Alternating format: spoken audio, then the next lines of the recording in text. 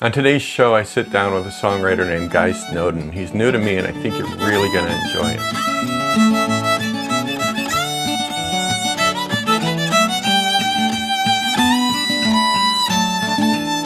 Welcome to Charlie's Open Mic, a songwriter showcase featuring interviews, performances, and more. Hey, welcome to Charlie's Open Mic. My name is Charlie Mosbrook. On today's program, I had an opportunity to talk with Guy Snowdon. He's a relatively new performer to my area. He's from the UK. And with a brand new band during a pandemic, I sat down with him and talked to him about the challenges of trying to establish a new band during a pandemic. Let's listen to him play a little music first.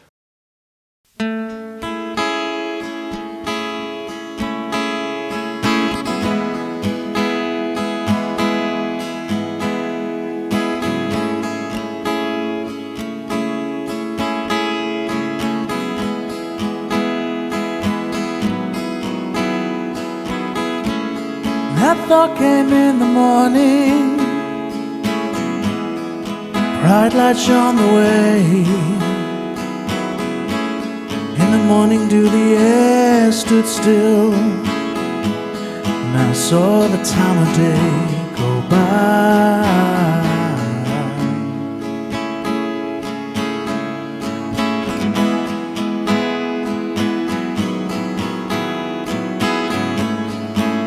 Time passes by too soon.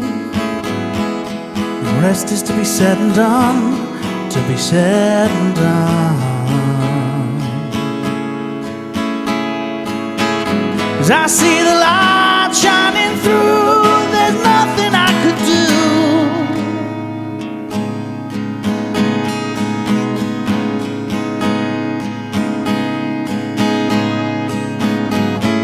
When you're always on the outside,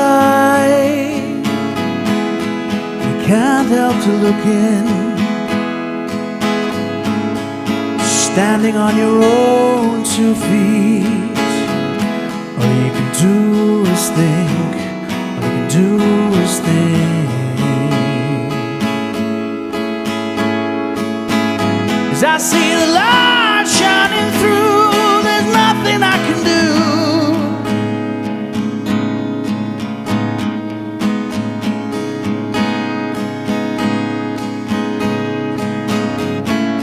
In the evening, misremember,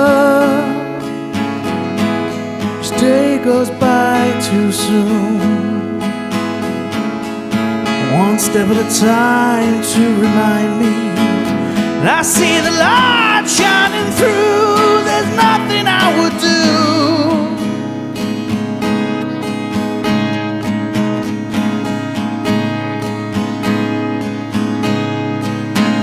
And I see the light shining through, there's nothing I can do.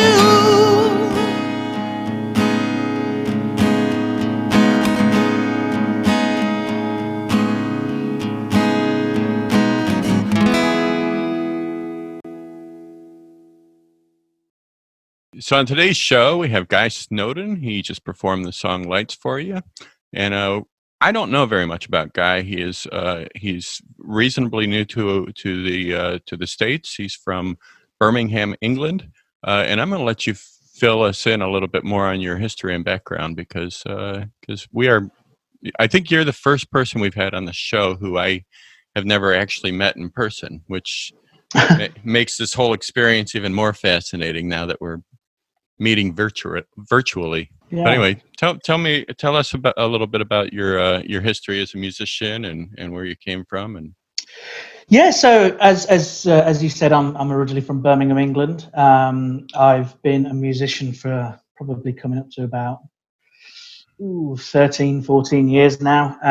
It kind of hit me late in life, but I've managed to kind of start to make quite a good career out of it. I've been in plenty of bands. I've worked with famous people, non-famous people. Doesn't matter where they are, as long as there's keeps me active musically. Doesn't matter where across the world. But I'm pretty much me, and we moved. Myself and my family moved from Birmingham to Cleveland about 4 years ago, I think, this year.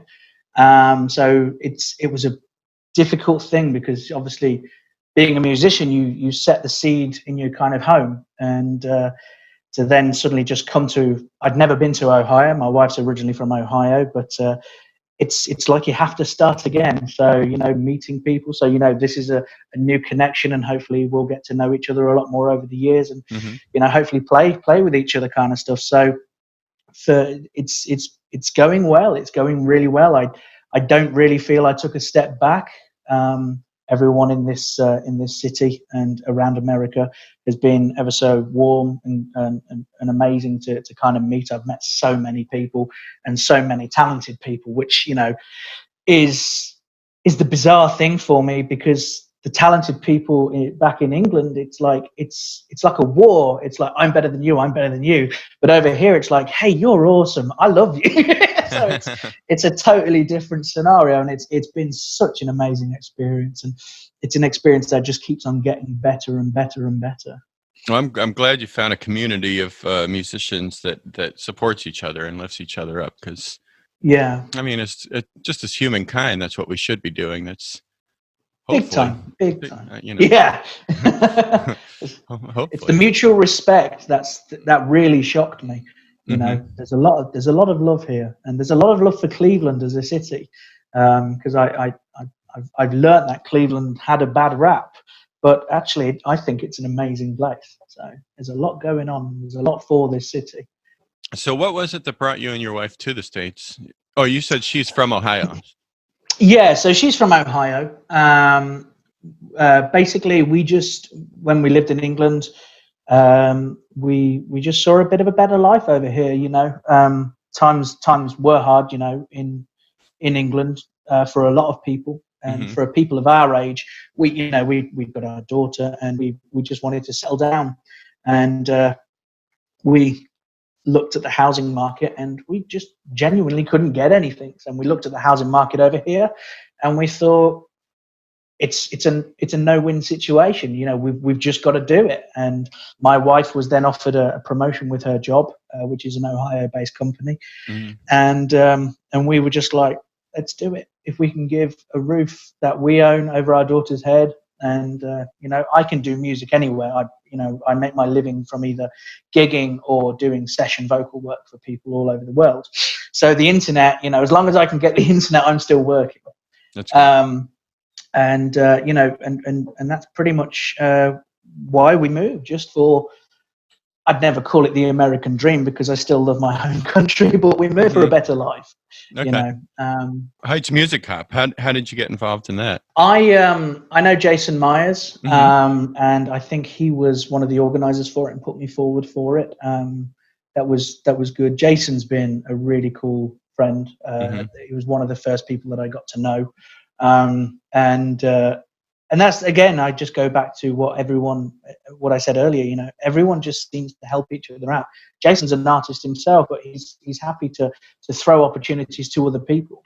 And as I said, in England, that's really unheard of, unless you are the kind of a band with some form of connection. It's just unheard of with this attitude over here. And it was Jason's thrown me a good few gigs. Many other acts have, and that's kind of been a bit of a saving grace, and probably why I haven't felt like I've had to start again over here, because the amount of people, I've got a show that I've always done, and I know that I can just, if somebody says, hey, I can't do this gig, can you? Yes.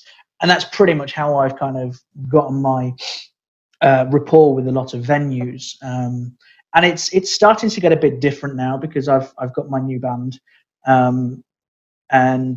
so we're having to kind of make more connections, because what we don't want to be doing is the small little bars. We want to be playing venues instead, and that's a kind of contact that I'm still kind of getting to know, which seems to be going well.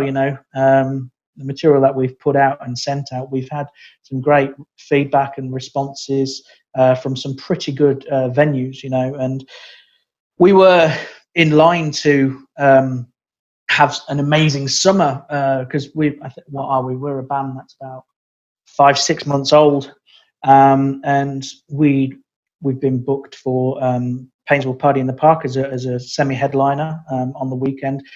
Mental Rocks and the Music Box all booked us, and to us, like, for a 5-month-old band, I was like, whoa, that's a really great response from just, I think we've done 3 or 4 gigs, and then to be told, hang on, you're semi-headlining a festival, a weekend festival that sees quite a considerable footfall. I thought, okay, there's something here, and the responses that we've been getting, because obviously with the cancellation of these gigs, we're trying to think, well, how can we approach venues? And now things are slowly opening up. We're just kind of treading the water with venues and messaging a few people, and we've had responses from some really great places that have just said, we're putting you on the books. If something comes through, you're on it.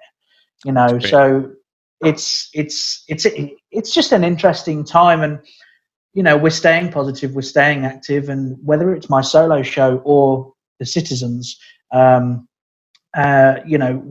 just trying to stay active. We're trying to be relevant, and we are going through one of the weirdest times in probably our lives. Doesn't matter whether you're a musician, whether you work in an office. This is a bizarre time, just with everything going on, whether it's COVID or just everything else in the world. It's, as long as you stay positive, you stay active, and you stay healthy, that's a great thing. And that's what we're trying to achieve, and that's what I'm trying to achieve with what I'm doing. So. Have you been working with the band at all? I mean, how have you been dealing with that? It's been interesting. We had when things started to open up, we did do a group performance, but it was only at when things like started to open back up. We obviously questions everyone's health. Our drummer was still like, no, so we said, okay, that's fine. We were very cautious, but before we did an isolated performance, which we were really happy with the response. I think we did one video. What we've done is we've kind of, I wouldn't say we've taken a step back, but what we wanted to do was just put some material out there to stay relevant and to stay in people's minds.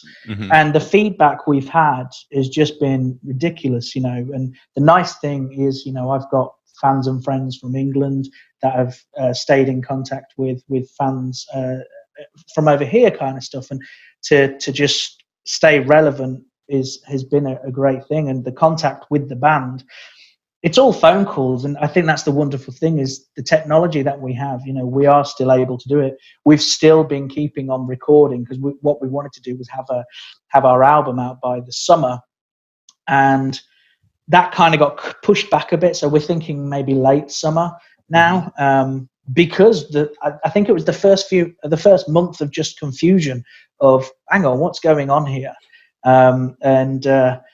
So we kind of set out with a few ideas in mind that, how can we be relevant, but like set aside, because for me as a singer, it's like, I don't mind doing things on my own. And I did do a couple of things on my own.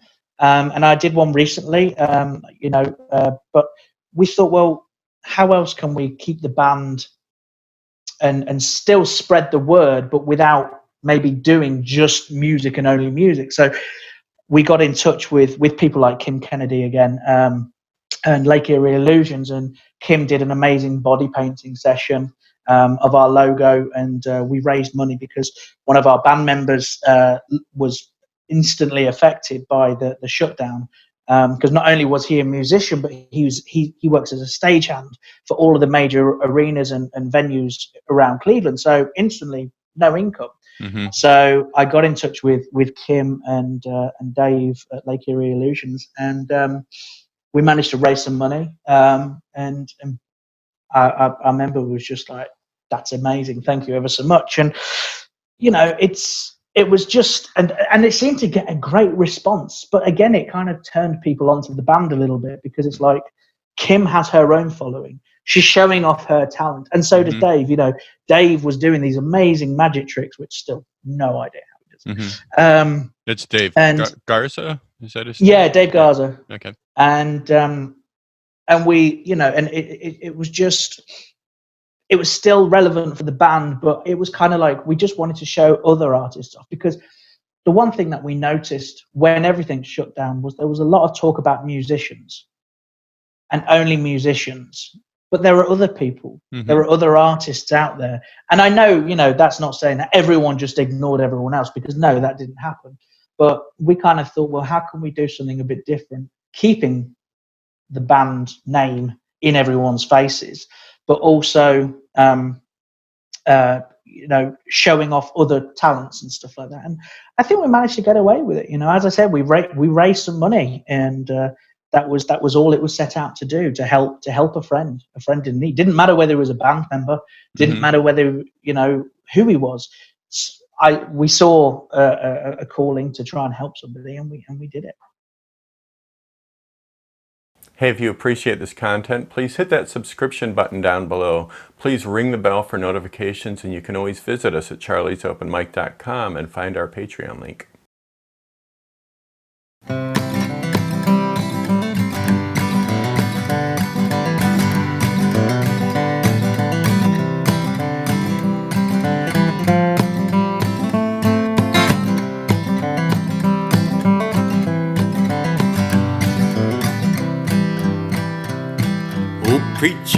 Oh preacher, I shall not be moved. Preacher, oh preacher, well I shall not be moved. Just like a tree that's planted by the water, and I shall not be moved. And I shall not be moved. I shall not be moved, just like a tree that's planted by the water, and I shall not be moved.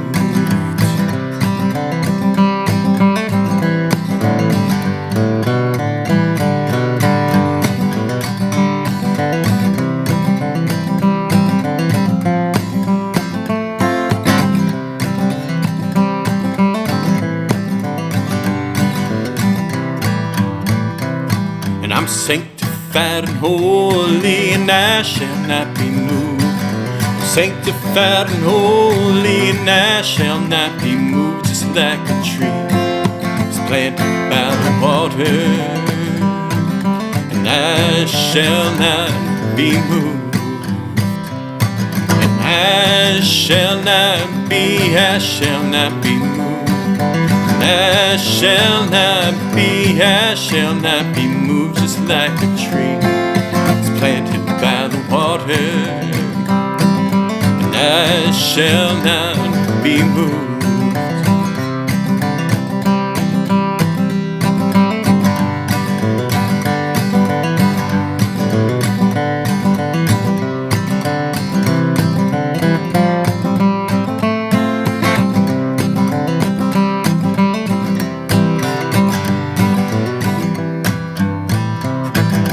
I'm on my way to heaven, I shall not be moved. I'm on my way to heaven, I shall not be moved. Just like a tree that's planted by the water, and I shall not be moved. And I shall not be moved. I shall not be, moved, just like a tree that's planted by the water, and I shall not be moved. And we shall not be moved. We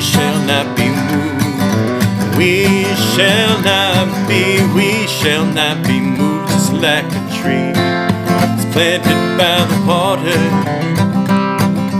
We shall not be moved.